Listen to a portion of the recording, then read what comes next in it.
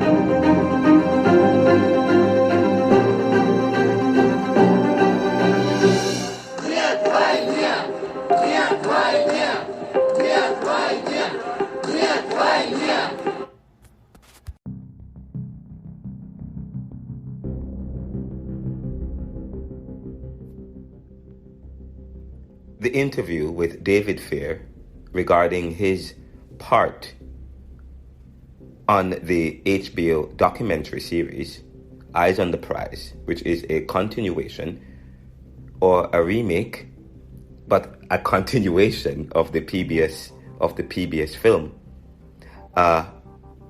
The PBS film, which was done in 1980s, looking at 1954 up to the 1950s up to 1974.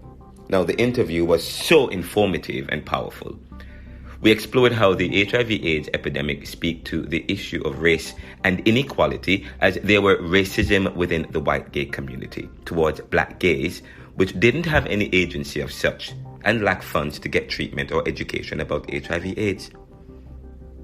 We explored how it wasn't until 1987 that city government in Philadelphia provided funding, as most of the funds were within the white gay community, who created organizations for themselves. Blacks were poor. We even touched briefly on other topics such as child, youth, and family in Philadelphia, issues of homelessness, and the efficacy of film in purporting truth. Now, we also learned that today, in spite of the fact that now we have tens of millions of dollars that's been provided to help combat the disease within the communities, both white and black community, white, black, and brown.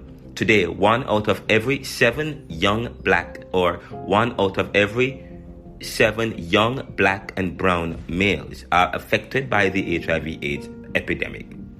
And it wasn't until 1987 that black and brown gay people got any agency to deal with HIV/AIDS. Moreover, Reagan wasn't interested in providing federal funding to assist black and brown people fight the disease, and black and brown people living with HIV/AIDS were poor and stigmatized heavily, more than their white counterparts, who were also discriminated against but were said to be racist towards black gay people. The white gay community had money, so that they never needed federal funding, but did not care much for black gay people and did not share their funds with black gay people who were poor. This attitude is what defied these vulnerable groups.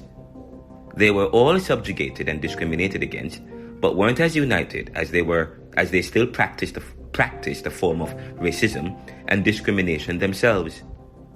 But there was also black privilege, where those who were black or who happened to be associated with white privilege got the care that they needed, but also seemed to have been disinterested with their black brothers and sisters. We explored these in the interview with David Fair in the Neoliberal Round podcast, Season 3, Episode 18. Coming up next on the Neoliberal Round podcast. We'll be right back after these messages.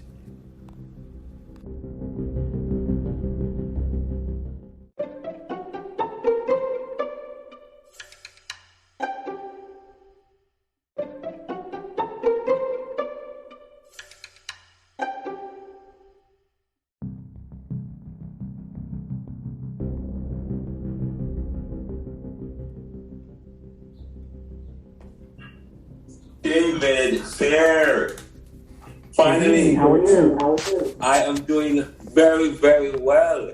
Good to see you. Thank you so much. That's such short notice and so on. I extended the invitation and you obliged me. So I am so happy that you were able to join in for the podcast interview today. No problem. I apologize. I have two big dogs who may interfere from time to time. I just want to apologize in advance for that. Oh, and that's fine. But we're so happy to have you. And I see that. But let me begin officially before. Actually, I see that we went to the same school.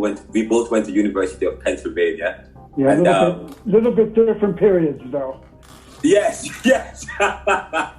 We're like 40 years apart, I think. Oh, yes, definitely. And we both work. Well, I have worked in child, youth, and family services, and of course, I see that you have worked at the highest level in child, youth, and family services in Pennsylvania. Yes. Yes. So I have to ask you a question. Do you consider yourself a neoliberal, or do you just study neoliberalism? I just study. I study strategy. I wrote a book on neoliberalism, globalization, income inequality, poverty, and resistance, looking at this. Yeah, so it's more looking at strategy. And when people ask me about that, it's giving me a great opportunity to talk about the dynamics of the global north and the global south, how income inequality and how poverty was created through social adjustment policies, and how those policies affect people of the global south and the diaspora.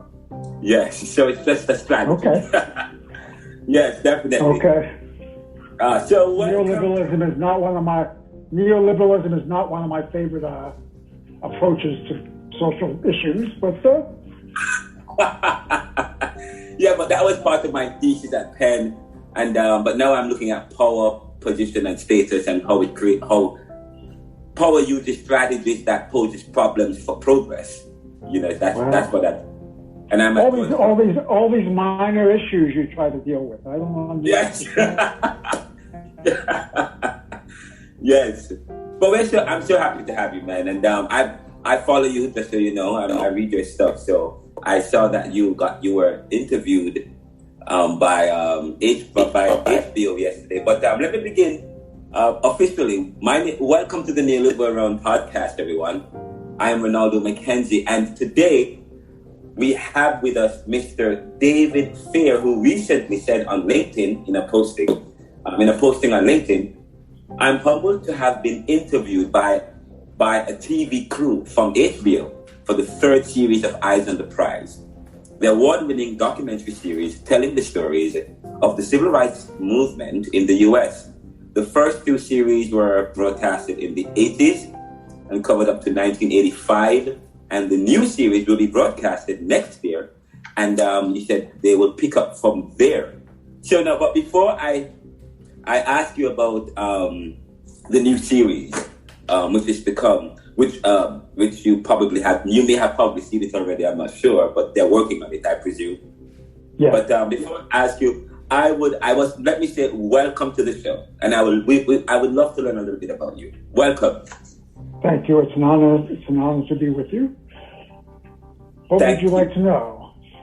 Well, a little bit about your involvement in the film, because when at first I thought you were a producer, but then so I wasn't sure. So the first question I wanted to ask you is your involvement in the film and how are you involved in the film? How are you involved?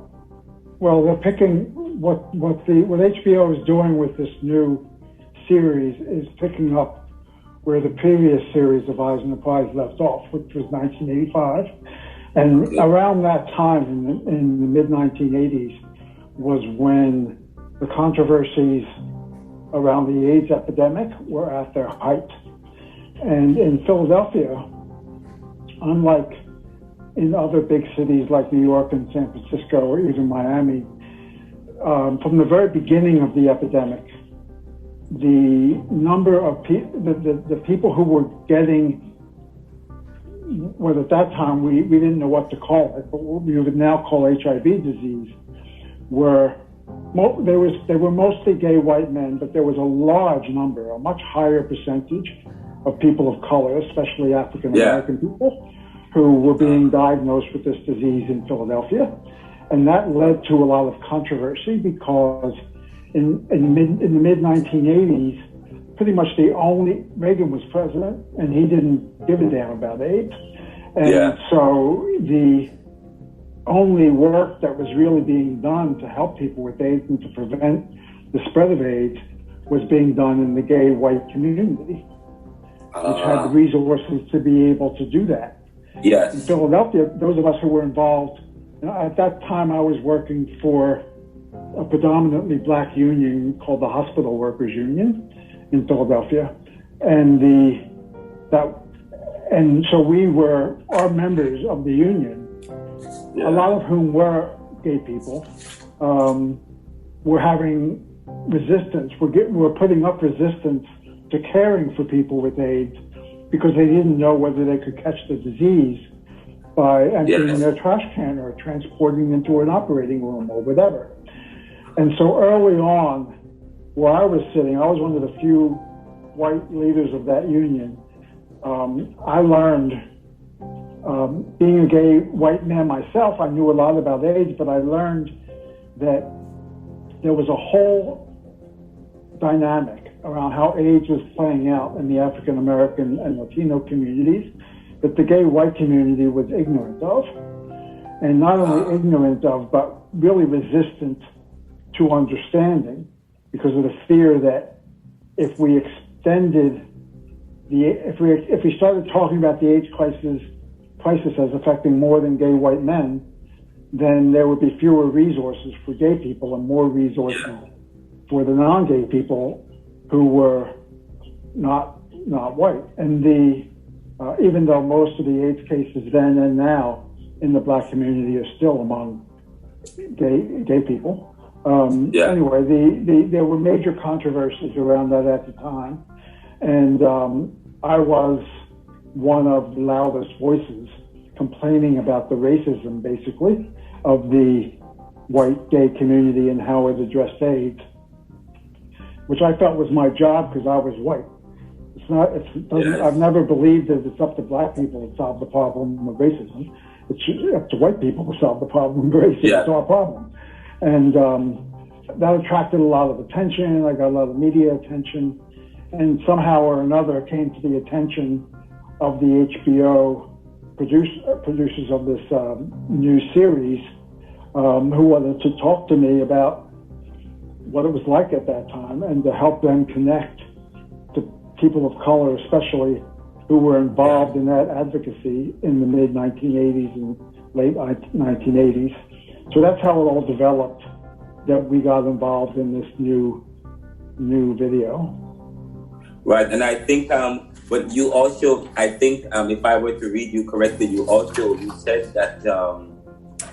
that the first installment of the series includes a segment on the struggle to combat AIDS and in the black community, and the resistance of the AIDS bureaucracy to the empowerment of people of color in the AIDS movement. And so that was quite interesting. So if And of course, we're going to Eyes on the Prize. For people who are not aware of Eyes on the Prize, the film or the series or the production, I wanted the first. So I think you said the first two looks at the civil rights and segregation. Civil rights and segregation. Yes. And what's the time period for that one? Right, and that went from the 19th century all the way up to 1985. Eyes on the Prize was mostly focused. There were two series. There were 2 years, 2 seasons of Eyes on the Prize back in the late 80s.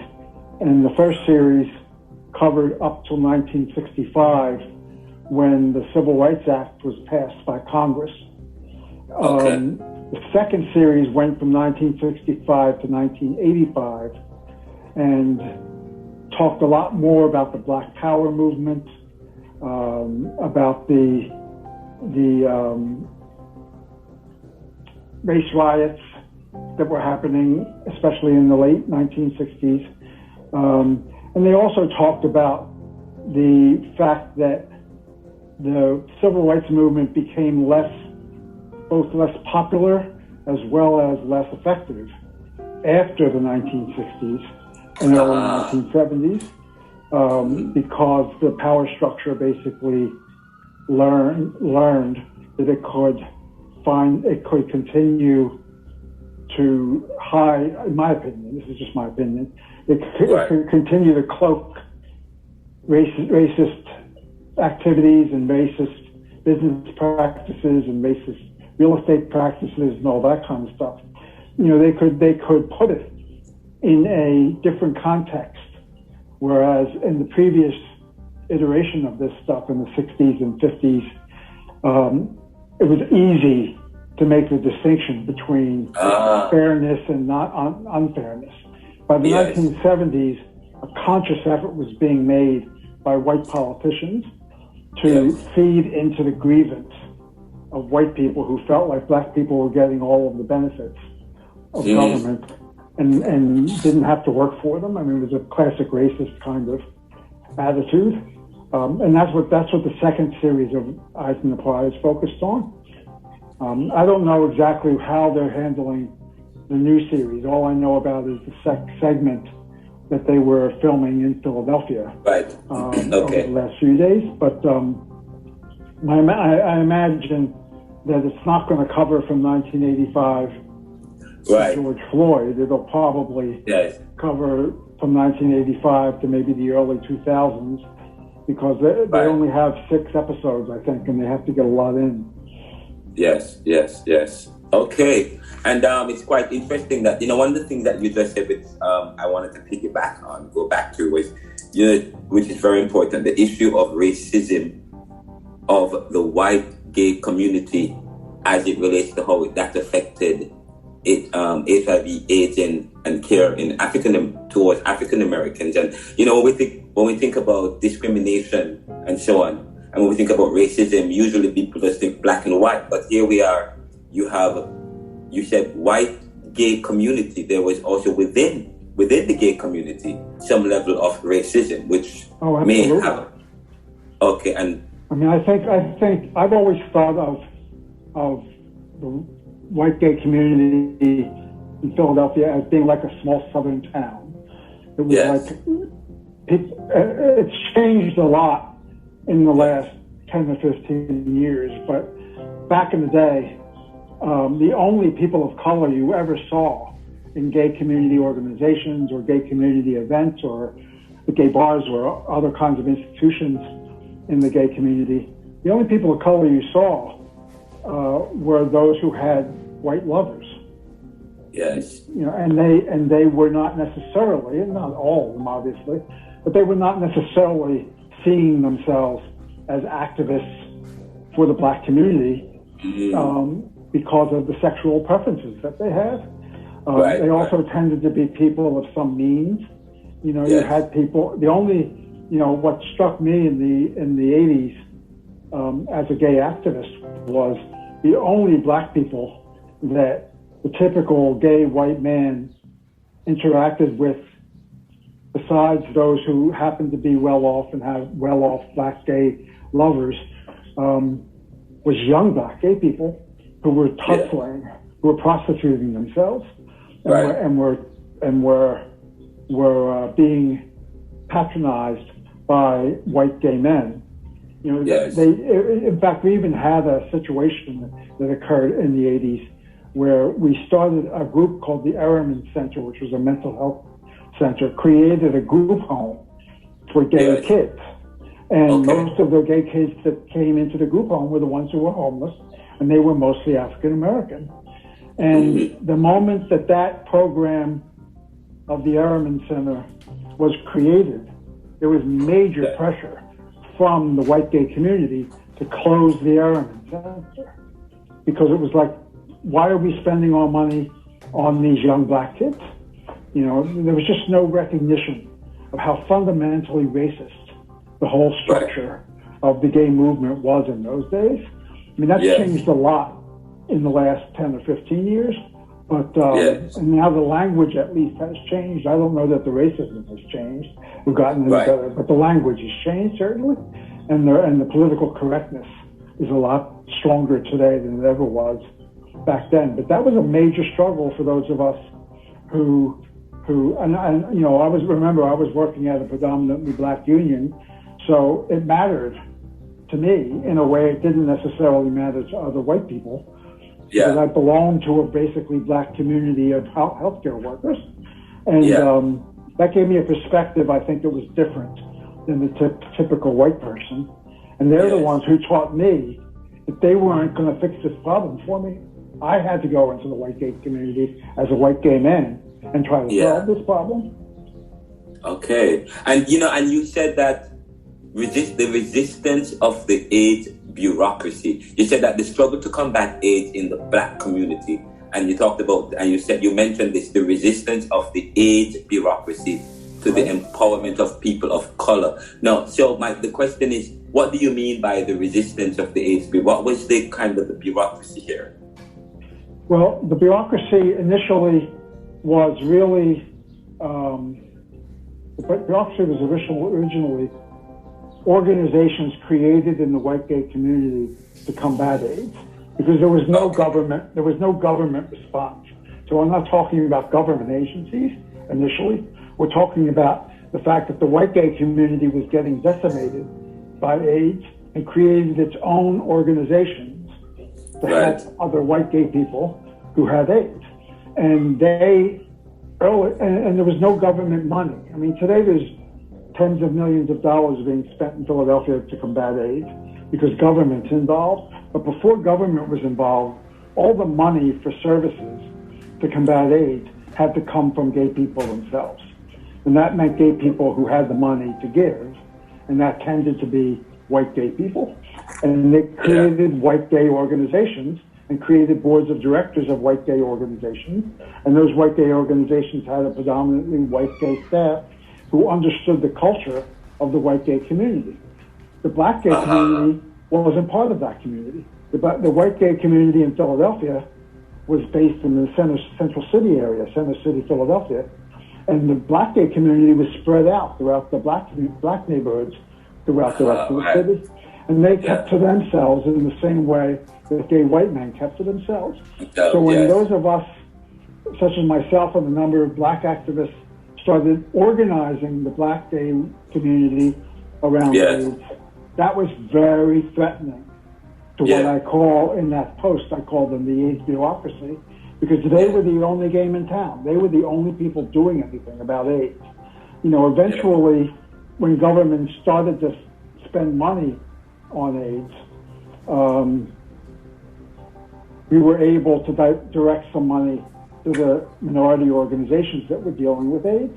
But for most of the beginning, the first 10 years of the AIDS epidemic, there was no African American presence, there was no Latino presence, there was no money being spent in those communities. And as a result, as time went on, the white gay proportion of people who had AIDS started to reduce, and the black and Latino proportion of people who had AIDS started to increase.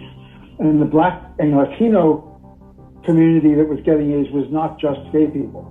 It was a lot of people who were drug addicts. It was a lot of people who were closeted, married men in the black community especially.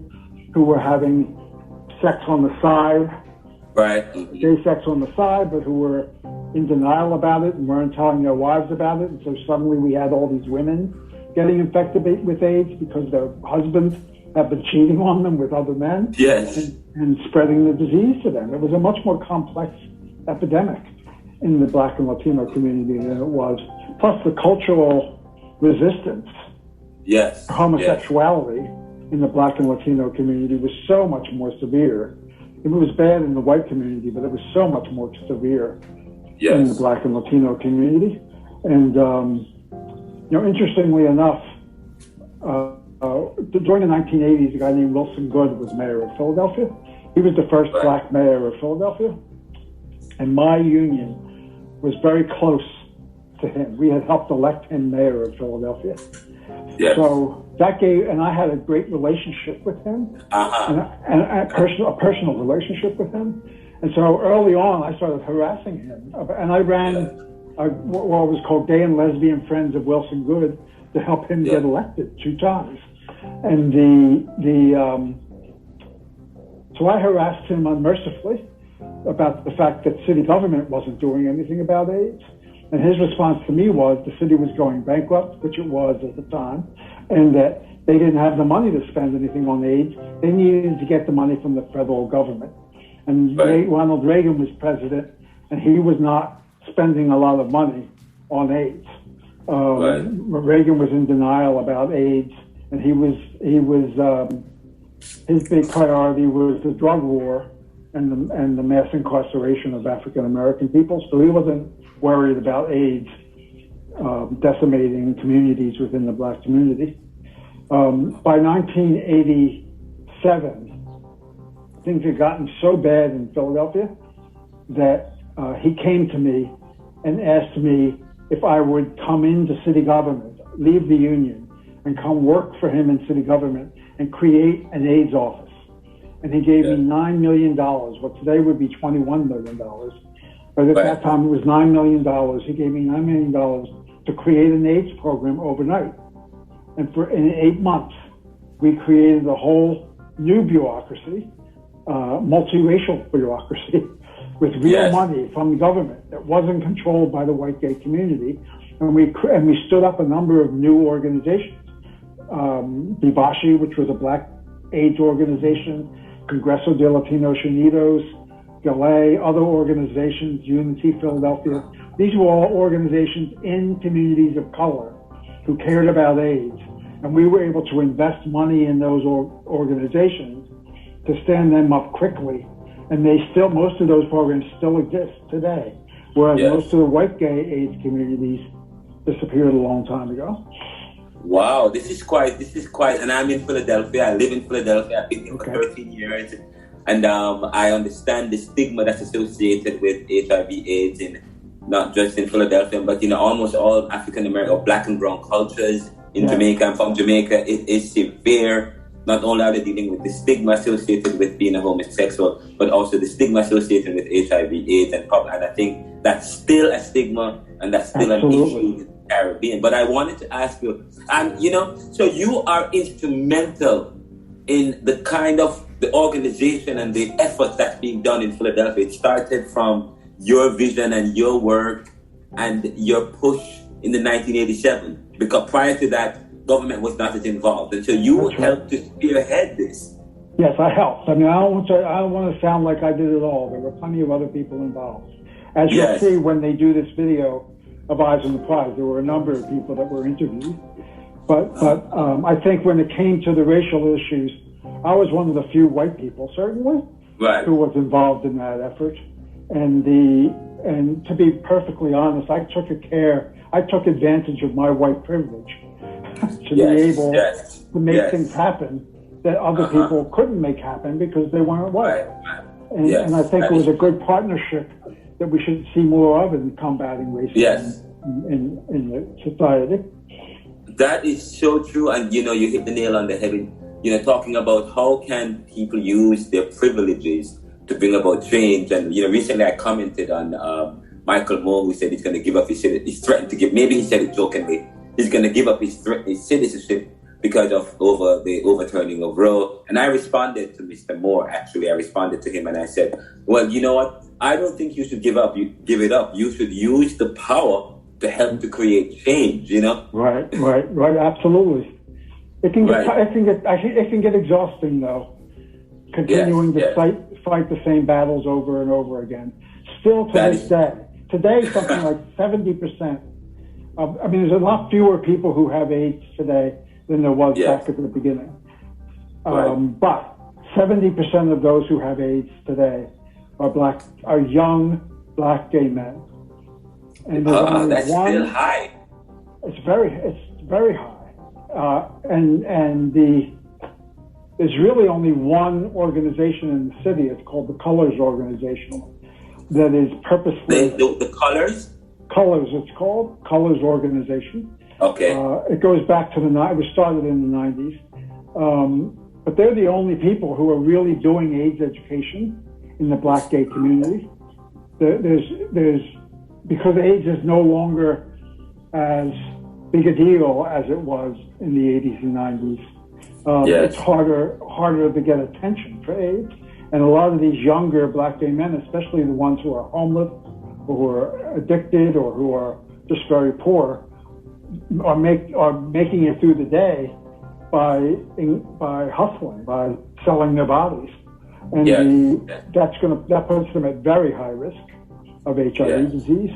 And there's a lot of denial about that. Today. We have social media.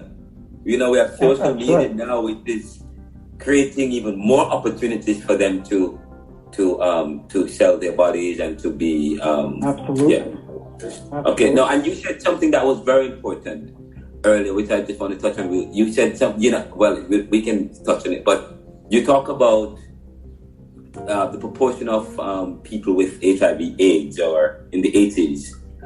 You in terms of demographically, the white people, you said that their numbers was going down. Black and Latinos, their numbers went high. You talk about the issue of money. Black people have so much to deal with. But the point I'm trying to make, look at income. We talk about, I wrote a book about income inequality and poverty, and I talk about income the issue of income is even borne out with the issue of HIV/AIDS. We talk about COVID and how COVID showed the disparities in society, HIV/AIDS, and issues of health is always showing how the issue of racism creates that kind of disparity and how it's affected. Absolutely. It's built in. It's really built into a for-profit healthcare system. Yes. It's like if you're reliant on government benefits, you're not a good client for a hospital or for a medical practice. You're not going to be able to pay as much as somebody who has better insurance than that, or can pay for themselves. And so we have a healthcare system that's developed that is, again, just like it was in the 80s around AIDS, fundamentally against poor people. It's not so much racist as it is against poor people. The problem is most of the people of color are poor people, and so this double whammy that hits them. And it's hard to make in the white gay community back in the 80s. The reason why they had a hard time getting medical care and getting money to be spent by the government on AIDS was because of homophobia. People were prejudiced against gay people. Once the epidemic started spreading in communities of color, it was the old-fashioned racist attitudes of government came into play, and in those communities of color, there were a whole slew of problems. It wasn't just AIDS. The white gay community was well off generally. The people who were open about their homosexuality, they were people who could afford to do that. In the black gay community, it was regular, ordinary people who were getting AIDS, and the problems they had included AIDS, but were not limited to AIDS. Right. Yes. And that's a big difference between what was happening to white gay men. who had white privilege in their side, and the black gay men didn't have white privilege from their side. They had to worry about housing. They had to worry about education. They had to worry about all the things poor people have to worry about because they don't have enough resources. And that wasn't the problem in the white gay community. So it was no coincidence that the white gay community treated those of us who were drawing attention to AIDS among poor people and among people of color as we were being leftist radicals because we kept talking about poverty and we kept talking about race. And they didn't know how to deal with it. They were talking about white privilege. There was no community more white privileged than the white gay community in the 70s and 80s. Yes. Wow, that's quite interesting, and I'm learning some. You find. I said there is the issue of racism within the church. Yeah. So of course, and that's the place that's supposed to be pure, and then of course, it's quite. It's not far fetched to kind of to hear stories of this. I mean, I could see that happening. If it's happening in the church, I guess it can happen anywhere. Yes. Absolutely. You mentioned the church. I mean, when I was running the AIDS office for the city, we hired a guy who was very active in one of the major churches whose son had died from AIDS, and we hired him to help us talk to ministers to try to get them to talk about AIDS in their congregations. And we even got to the point where we offered to pay ministers if they would let him come and talk to their congregations on a Sunday morning, which worked. They were willing to do it if they were getting paid. And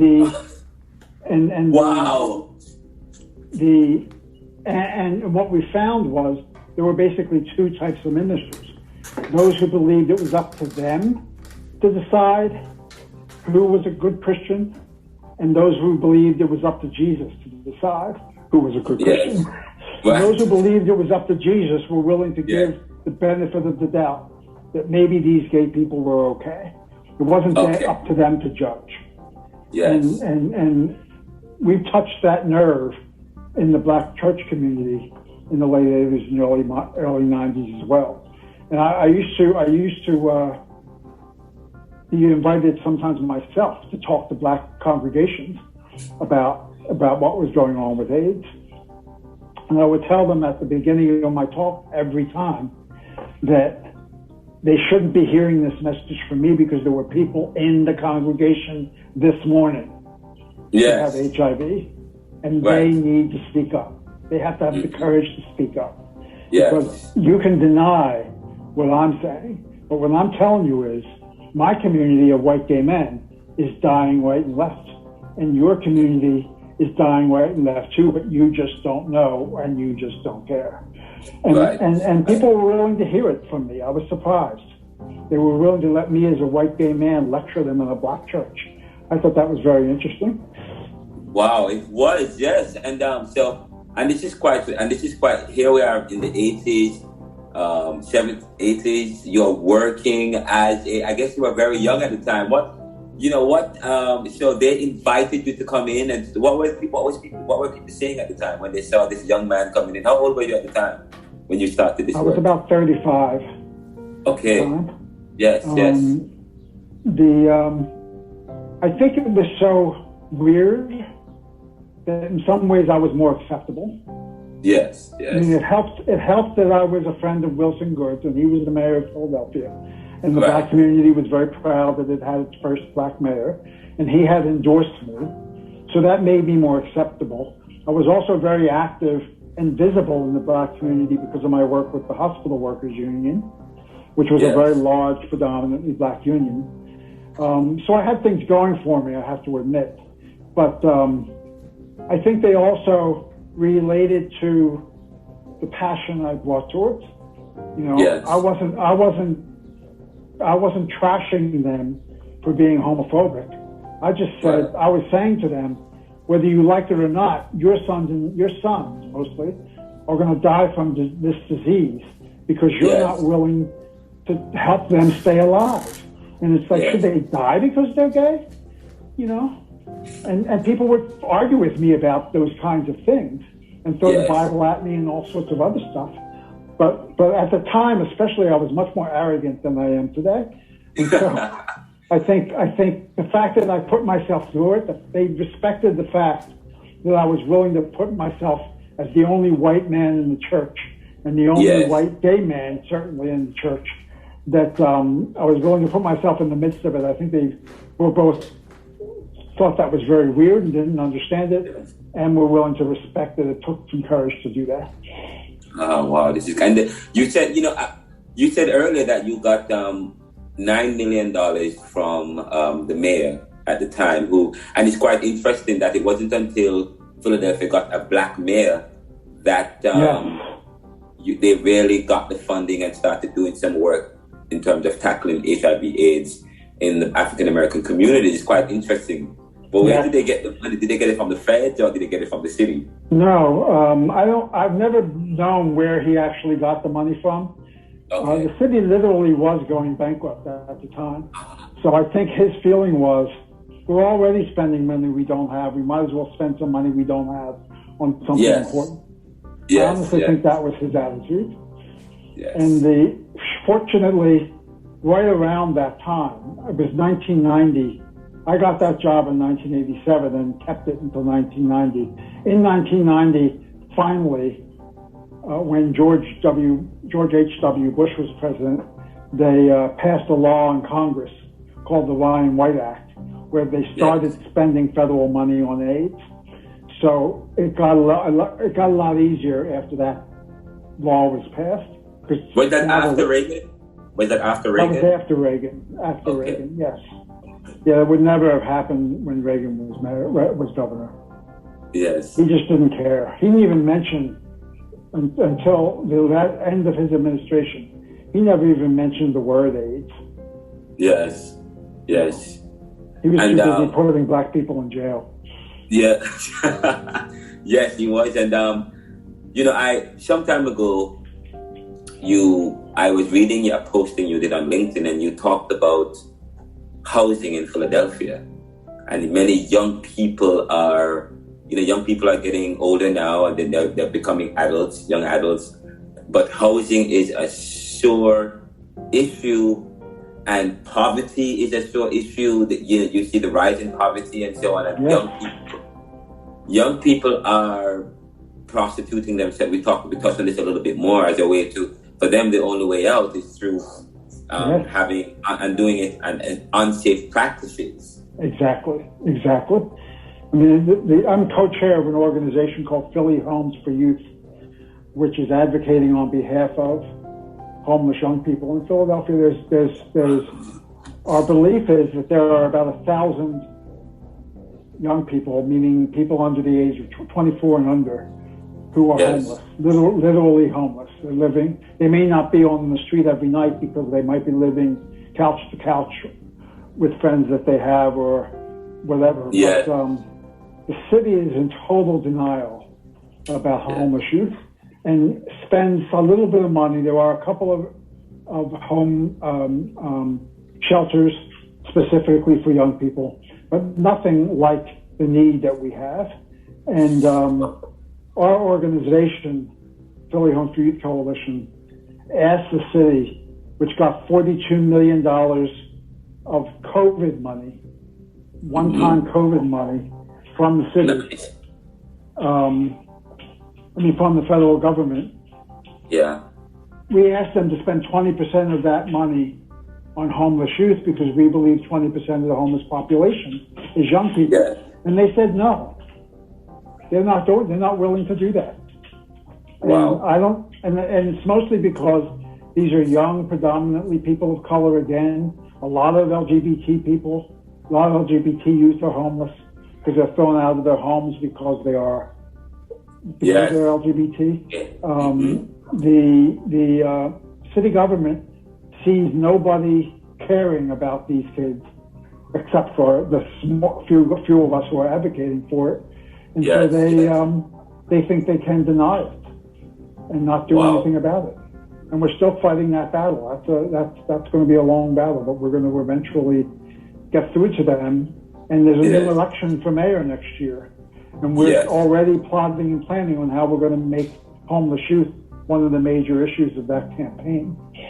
Making homeless, and I'm going to ensure I highlight this. So there's an election in Philadelphia, mayoral election in Philadelphia next year, and we want to make make shelters or homelessness an issue amongst the youth population. Okay, and I'm going to make, and we talk about, I know we are talking about eyes on the prize, but we talk about homelessness, and we talk about gun violence in Philadelphia, also the rise in carjackings, and it's just a lot that's going on in Philadelphia. The people are fearful. I live in Germantown. I talk to people every day on the streets. People are fearful. That's all you hear every single day. How are you? Oh my God! Do you see what's going on in Philadelphia? Be safe. And that's what you hear. And then a lot of the younger people are committing the crimes. A lot of the younger. And I'm saying, and many of them don't have. The issue of homelessness has to include not just the shelter over their heads. It has to include the issue of having parents or some kind of guidance within the home, because it will help to guide. I have a situation where I've seen some young people. I mentor a lot of young people as well, and they many of them live in households they don't belong to. There's nobody to guide them. They leave when they want to do whatever they need to. And they struggle to get by. And I'm saying to you, if they had a proper shelter, a proper home, not only are they going to have shelter, but they'll also have parenting or guidance or help. And that's... I mean, there's a whole infrastructure in a healthy community that does not exist in many neighborhoods in Philadelphia. I live in Germantown as well. We've had two murders on our block in the last 3 months. Yes. And if you think, and I live in the neighborhood we're in is predominantly an African American community, and I'm a 70-year-old white man, and I have to admit, when I get into the car every morning, I feel I made it. I made it to the car. Yes. It's a real crisis, and I think, again, I don't think American society is built to care about young people of color or young poor people. It's like you're in the suburbs, in the white suburbs, the young people have a good education, they have more resources, they're able to have a better chance of succeeding. But especially in the big poor cities, many of those young people, white and black, who are poor, don't have any opportunity to succeed. And so as a result, they take advantage, they do what they need to do to survive, because there's no way out. They see no way out. And that's a good point. And a lot of the homeless youth that we deal with, we have about 60 homeless youth who are members of our coalition. And what they go through every day is like astounding to me, that they even can smile, because there's so many pressures on them and so little opportunity and so little goes their way. And I can understand why those young people get desperate and depressed and feeling hopeless, where things like being disrespected is a reason to kill somebody, because it's just so much, it's just because of the world that they're living. Yes, that is so true. And I'm grateful and happy for the work that you are doing in Philadelphia, and by extension the US, and by extension the world. And I have some more questions. I have another question as it relates to let's get back to eyes on the prize. And I wanted to ask you a question. I said, now, you were interviewed by HBO, but is it an HBO or PBS production, Eyes on the Prize? It's an HBO production. It's not a PBS production. It's not PBS? No, PBS did the original series, but this one's an HBO series. Okay. And but there's nothing, I couldn't find anything about the HBO series on the web. So when I put my posting on LinkedIn, the only link I could make was to the PBS series. Yes, So and that's probably why I confused you a little bit about that. Yeah, I saw PBS. I'm like, so I wasn't sure, and then I did some reading before. I was doing some research. Watched the film Eyes on the Prize again about the civil rights movement. By the way, I said I was going to ask you a very important question. I said you were talking about what's going on in the African American community, and when I watched the beginning of, and to be honest, I went to HBO Max. I saw it on HBO Max, and I wasn't sure if it was PBS. It never really said PBS, so this is part of the new series. But I think it was from the old series. It was in black and white. Yes, so the old series is the only series that's out there, and it was originally broadcast on PBS. Oh, okay. Back in the 80s, when they first came out, it was on PBS. Now you can get Eyes on the Prize on the regular, video platforms. Okay. Now, I watched the opening of the first episode, first series. Listen to this. The woman said, "We wanted something for ourselves and our children, so we took a chance on our lives." That's the opening line to Eyes on the Prize. And I said to myself, why did they put that scene as the opening scene? And I think I know why. Because in a sense, it has the feeling as if this is the theme, the message, how blacks work to secure rights. In a sense, they wanted something for themselves and their children, so they were willing to take a chance on their lives. Right. But in a sense, you said that in the 60s or going into the 70s, after we got civil rights, it's as if it lost traction and steam. And I am looking at this statement where this woman said, we wanted something for ourselves, this African American woman, we wanted something for ourselves, and we took our chance. We took chance in our lives. In a sense, black African Americans or black people have always been taking chances on their lives. All they know is how to take chances on their lives in order to get ahead, or in order to get something. And people are willing to prostitute themselves and to expose, and people will tell you, I'm doing it for the money, and there's no thinking about safety or anything of the sort. And so, younger people, I'm wondering if that kind of attitude come from that cycle, that culture of gambling, willing to gamble, to take a chance on your life in order to make life work for you, in order to live, Well, when you don't think you have a lot to lose, then you're more likely to take a chance. I mean, the reality is, in my lifetime,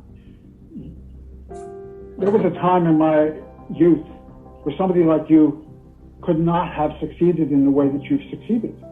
They just wouldn't have been permitted.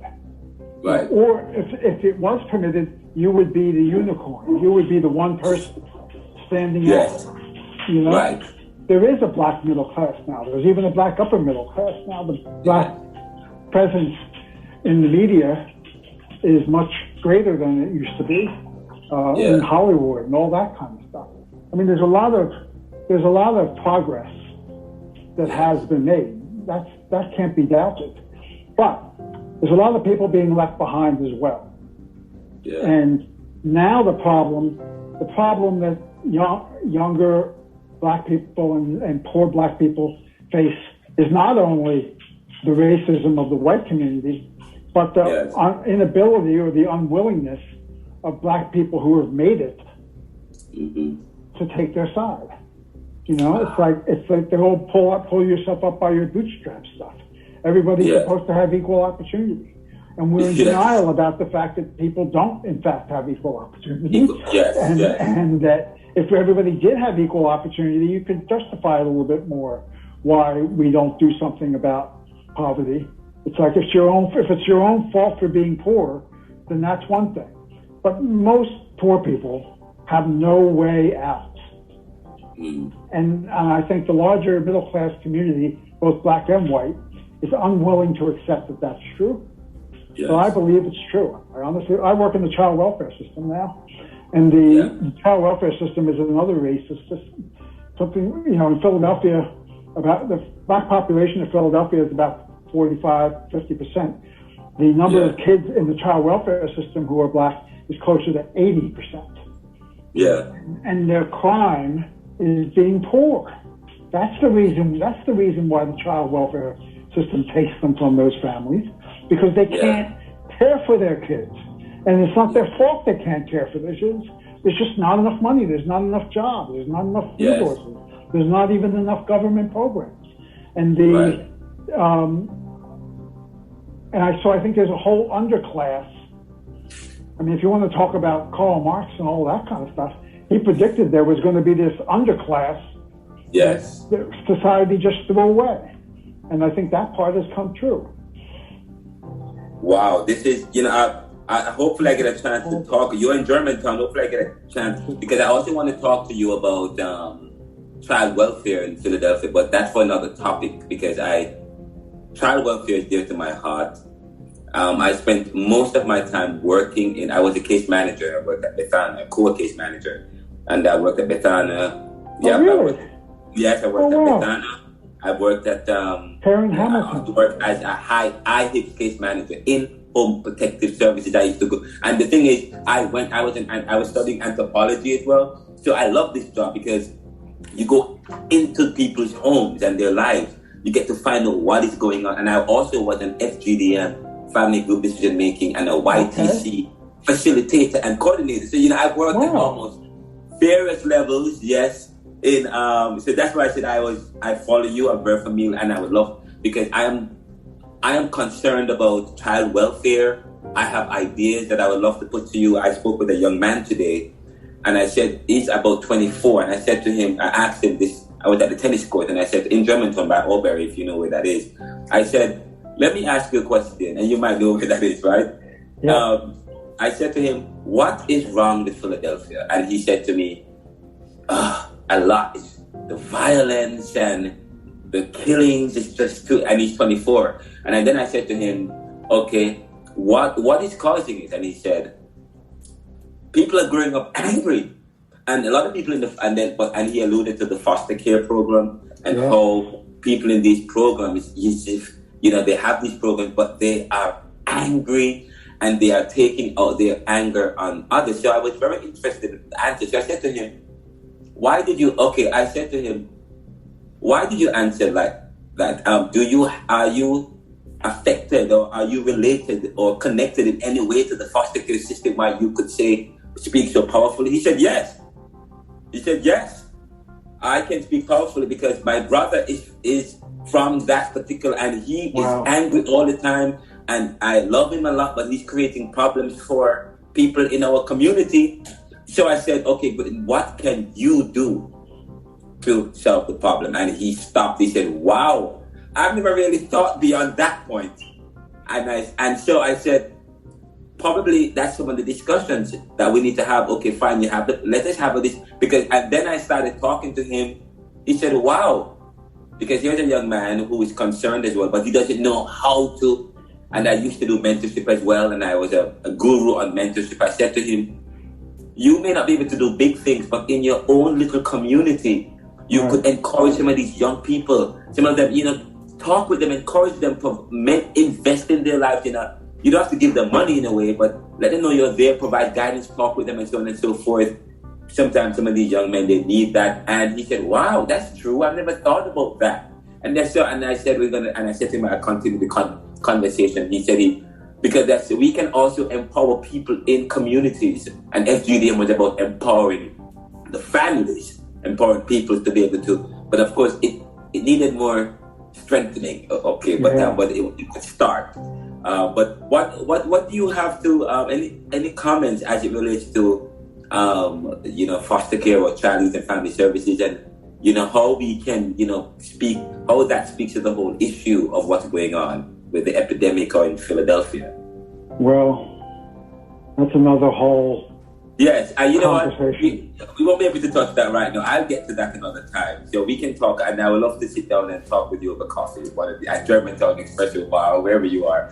But this is a great conversation for us to have. But as we only have an hour, and I think I only have 5 minutes. Okay. Or 3 minutes, actually. So I wanted to ask a question. And the question is, Black scholars are revisiting how we view the slave or the black man or the history of black people in terms of moving away from a victim to a hero approach. And I'm saying, I'd be look at this film that you were just a part of. Do you see the history of black people as it relates to the fighting to bring about change as it relates to the AIDS epidemic? Do you see? Can you see any kind of moving away from victim? Can you see the hero of the black man in this? Oh, I think today there's much less. I mean, again, it depends on your socioeconomic status and how much agency you think you have in your life. But I see a lot more people, from my perspective as a white man, working in a predominantly black organization even today. Yeah. I think there's a lot more of a sense of power. Right. I mean, there's a perception that that black people don't have the same power I have. There's no such thing as black privilege. But to be able to have a little bit more control over your life, to be able to be willing to speak out for yourself. I mean, again, when I was growing up, black people were silent. Because it was too scary to speak out. Now people are speaking out all the time, and that's a really good thing. I mean, the whole reaction to the George Floyd murder was something that would never have happened in my youth. So I think there is progress definitely being made. Right, yes. But I think the thing we have to remember is that still people are being left behind.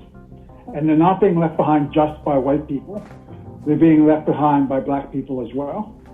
So people who are sick, it's getting less and less. It's still a fundamentally racism dynamic. But the bottom line is, it's not just racism. It's also about privilege, and it's also about having enough money to take care of yourself and wanting to protect that and not identify any longer with that 24-year-old young black kid you were talking to.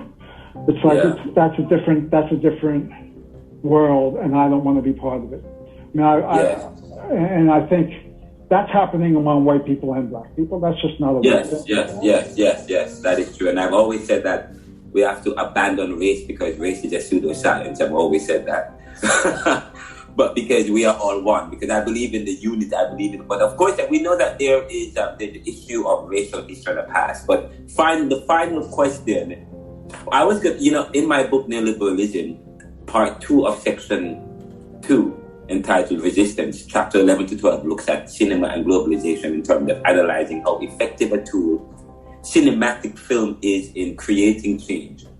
And I referenced Dirty Pretty Things and Life and Death, looking at how those films capture and tell and highlight the issues and stories of those people who are silent and the injustices that are being done. So my question is, and I said in the book Neoliberalism, Globalization, my book there, I said, man has searched for truth.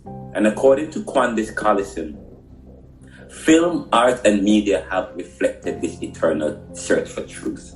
And Professor Clifford asserted that documentary is one of the major achievements of cinema and film because of how film, because according to Vertov, because of how films seek for truth or that kind of realism, right. And they use revolutionary style and so on. So my question is, do you think Eyes on the Prize and film like these, and even the film that you're going to be part of, of the next series, is it believable? Does it search for truth? Does it provide truth? Does it speak and in terms of and the sources? What are the sources? And of course, I already know the source because first of all, I thought you were a producer first, but now you are a source and you lived it, you experienced it, and you spearheaded. But I'm still posing the question to you: does it search for truth in a sense? Is it believable?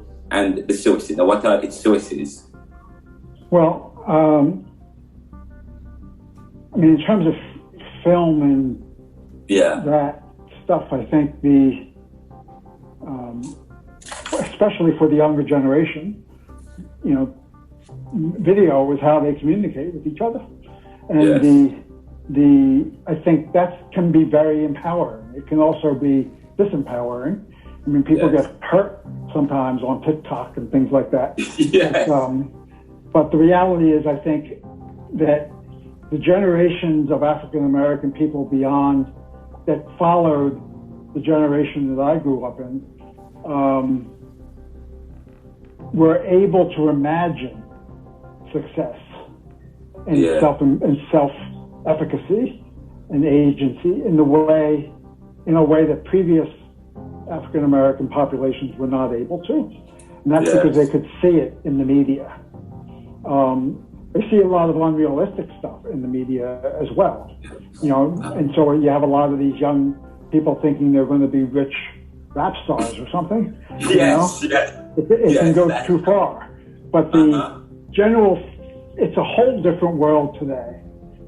That on TV alone, there tends to be interracial media, most of them, in commercials, in TV shows. There's always the token black person, We are getting into the final 5 minutes of the interview with Mr. David Fair.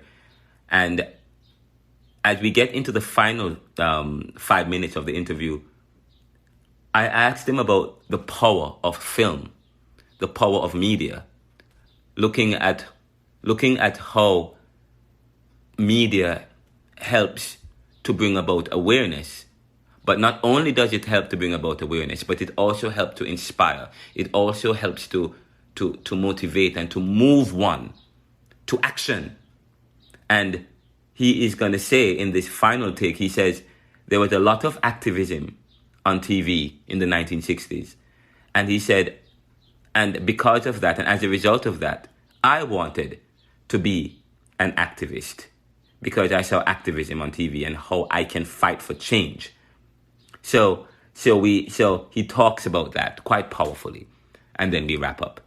Let's get into the final segment now.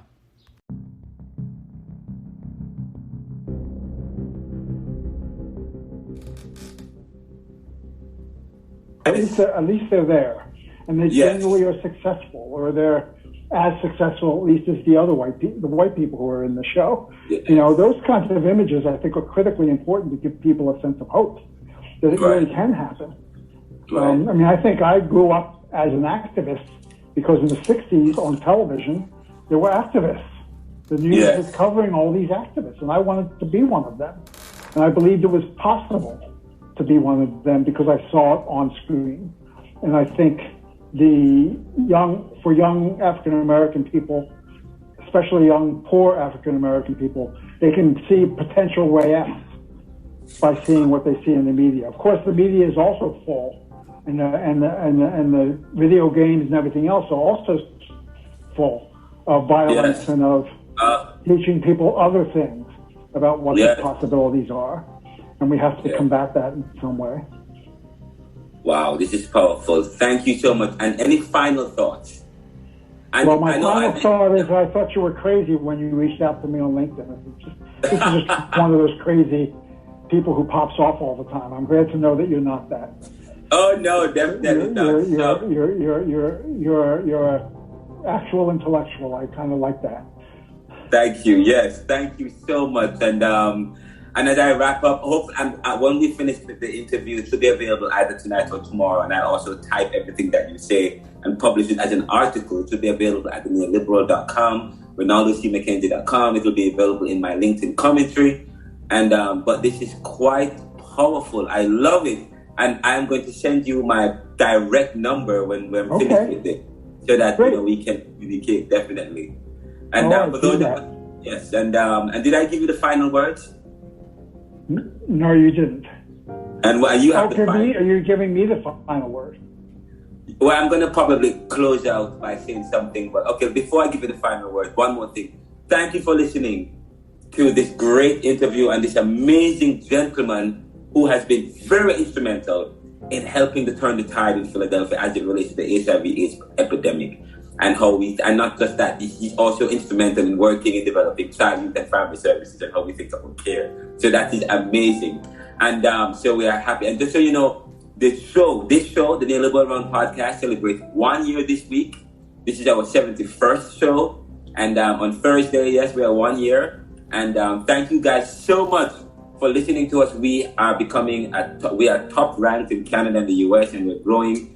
And I started it last year, and it has not been easy, much challenges, but so far we have overcome some of the challenges, and we continue to provide the show free of cost. And for those of us who want to donate to the show, you can donate at https://anchor, ANCHOR.FM/the neoliberal/support. And we are available on Google Podcasts, Apple Podcast, Amazon Music, and we just got onto Amazon Music, the Alexa app. Sorry, I'm having trouble connecting to the internet. It looks like it's you. I am so sorry about that. Is my Alexa, which I did not tell you. But yes, interrupted my ending. But yes, but we're on Amazon, we're on Alexa. Alexa just spoke with me, and but we're also available on Stitcher and Spotify and Radio Public. If you are not in the US or Canada, you can listen to us anywhere in the world. And thank you so much, guys. Continue to support us, and we're looking forward. By the way, coming up next, we're going to be talking with John Anthony Castro, the US 2024 presidential candidate, who will be giving us an update as to the filing. He's going to be filing a federal election. He's going to be filing a suit against the Federal Election Commission, and Donald Trump saying he's ineligible. And we're about 15 days from the date. July 25th is the date, I believe. So we're coming close to that date. And that's about it. And on Thursday or Friday, I will be interviewing Steve Shadman, who is one of the founding members of Tennis Philly, and I play tennis as well. But I'm going to be interviewing him about the program that's going on in Philadelphia as it relates to tennis. And I think I also want to ask him how we can develop tennis as a sport amongst African Americans, because I have a black and brown communities, because I have an idea about how we could do that. But thank you so much. And now the final word to our main man, who let me tell you, this guy is amazing. I follow you, just so you know. I read your stuff, and you are passionate. You have a passion. You're using your privilege to really promote things that help the vulnerable. And that is powerful. Well, thank you for that. That was the interview with Mr. David Fair. Mr. David Fair, who is actually the Deputy Chief of Turning Point for Children. And he also is a senior member of a senior think tank, a top think tank personnel in Philadelphia as it relates to child, youth, and family services. But before that, he was actively involved in setting up and funding programs. He was working with city government in Philadelphia to fund programs that deals with combating HIV/AIDS. And of course, before he turned his attention to child, youth, and family services, and before his work in the 80s and 90s to help to spearhead programs that will help to fight against HIV/AIDS, especially within the gay community, but especially within African American communities. He also worked as a organizer and as a union leader, fighting for change and fighting for benefits for workers and so on and so forth. So we're so happy to have had him on the show, because as we said, he was interviewed by HBO, and he will be on the HBO series that's coming up probably a year from now, which is a continuation of the PBS series, Eyes on the Prize. But they now turn their attention looking at the fight for looking at bureaucracy that was involved, or that was an obstacle in terms of fighting fighting to combat HIV/AIDS within African American communities. So now we're not only looking at civil rights in African American, black and brown communities, but now in the 70s, but now we go into the 80s and looking at how looking at how this is also borne out with in terms of other issues. But this is powerful, and we hope to have him back on the show to talk about something else, looking at child, youth, and family services, looking at homelessness in Philadelphia, looking at the issue of foster care, looking at parenting, and so on and so forth. So we were so happy to have him. Continue to listen to the show, and as I said before, we will continue the show this week. We have several other episodes coming up, and on the 17th we celebrate 1 year. Continue to contribute to the show, share it with your friends. I am Ronaldo McKenzie. Walk good.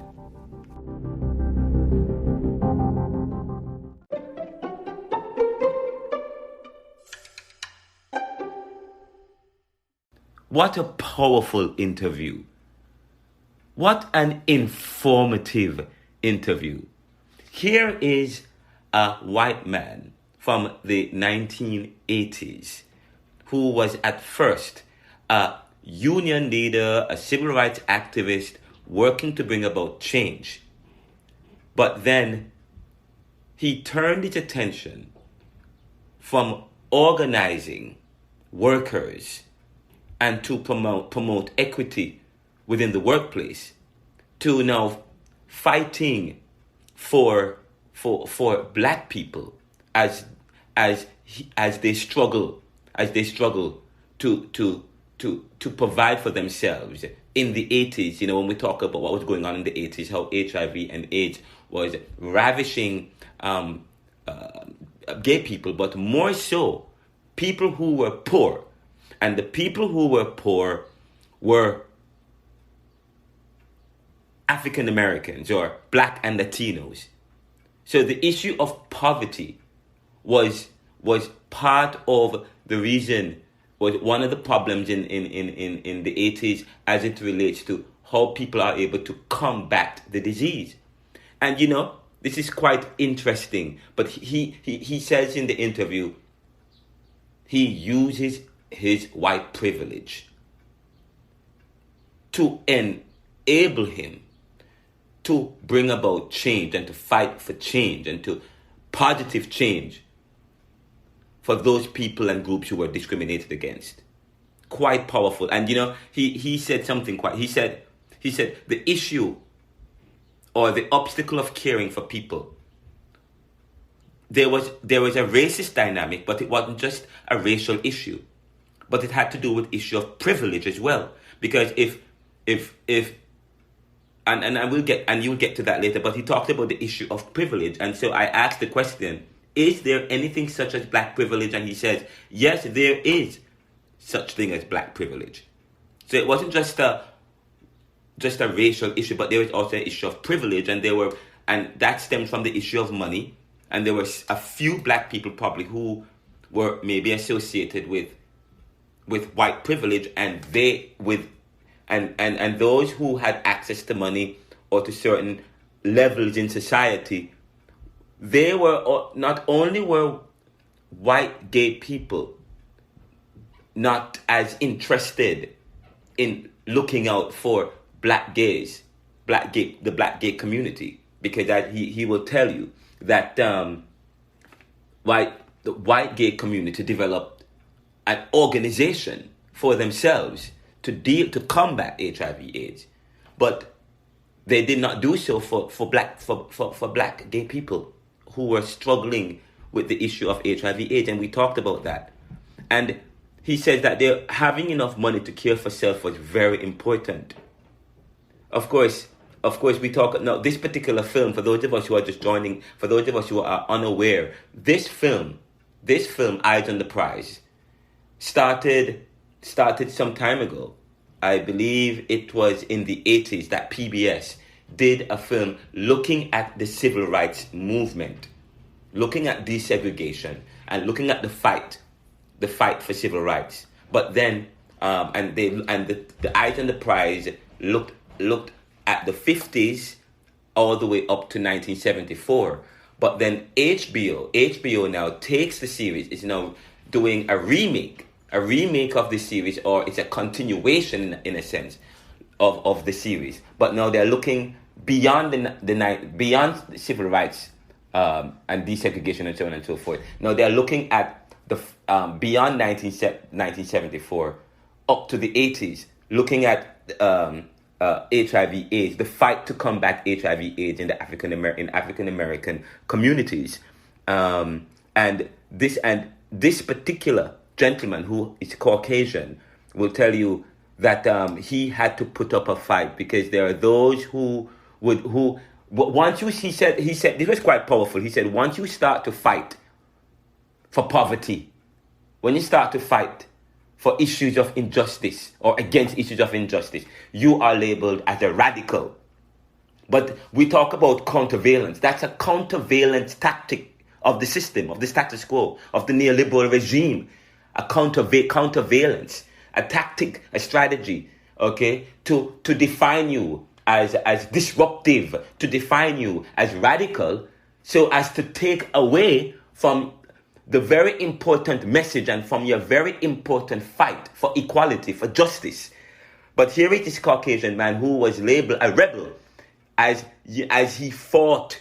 Now he turned his attention to the issues that was plaguing black and brown communities, and the fact that they were poor. And of course, the federal government, he would tell, the federal government was not as interested and involved in the whole issue. And this interview, and because the federal government was not involved, right, in terms of combating HIV/AIDS that was plaguing gay people, but more so black and brown people who were poor and never had the funding and the awareness. But they were, and he will tell you that Ronald Reagan was more interested in throwing black people in jails and prison and dealing with this particular issue. And the federal government was not involved. Philadelphia, he's from Philadelphia, never had the money. But look at this, and I never put this to him. It wasn't until an African American, Wilson, was elected as the first black mayor in the 1980s of Philadelphia, and that something was done, that they got the kind of funding. In fact, his friend told him that, hey, we don't have any money, but when the pandemic started ravishing, become a much more severe issue, not just for the community, but for the nation as a whole, that is when there was this political will. But just so you know, in the 1980s, because gay people and this particular gentleman, Mr. David Fair, worked and supported the political campaign of this particular black mayor who happened to win. You see the political issue? Because of that, he was instrumental now. So this was to me, it was very strategic. And, you know, when you study history, if you study history and you look at the Roman Empire, and when the church was, if you study church history in the first 100 or 200 years of Christianity, the church was strategic. The church was seen as a fringe group in the first 100 or 200 years. And as I said to you, and if you follow my blog and my writings, you will hear me say that the church was a minority of the fringe group, and they were fighting for, all these religious groups are fighting for dominance. And they did various strategic moves in order to become part and enshrined in society. And the church, what made the church was accepted and welcome as a part of Roman society, the Greco-Roman world, because what these early church fathers did, and people like Ignatius, was to reorganize the church, giving it a Roman identity. And not only that, but they found support from some of those who are vying for power in Rome. So if I could get the support of the church, because the church have all these followers, then it would solidify my position as a Caesar, as a leader. And that is what happened, and that was always been a strategic move. So you fast forward 10 years to 1980s, and these the issue of the gay community was a fringe group as well. But look what happened, and this particular gentleman, who probably studied church history, I don't know, I should ask Mr. Fair if he studied church history, looked at the fact that it wasn't until the 1980s when people like himself and other gay people who were interested in gay issues worked on the political campaign to help secure the mayorship of this black man, that he became the mayor. And that was instrumental, because then the same community, so these people and the community that helped him to become mayor, he now turned around and gave them millions of dollars to set up an organization that would help to combat, that would be able to fund the black and brown, and not just black and brown, but he said to fund the gay community so that they can deal with the issues of HIV/AIDS in the 1980s, and many of those institutions exist today. But it was quite powerful. I'm telling you guys, you have to listen to every aspect of this interview. And one of the things I asked him as it relates to the HBO film, I said, does the film search for truth? And I asked him that question because, one of the courses I did at University of Penn was Cinema and Globalization with Rita Bernard. Rita Bernard is a tenured professor at University of Pennsylvania, an amazing woman who also was one of my advisors, and an amazing woman who also helped to write or to edit the Nelson Mandela memoir. And she did a course called Cinema and Globalization, and we looked at film and how film helped to popularize and help to remove the scales and the hidden realities of injustice. And we talk about the issue of documentary film. Documentary film seeks for truth. And we look at people like Wiseman and Vertov and Professor Bob Clifford and Nolan and so on and so forth.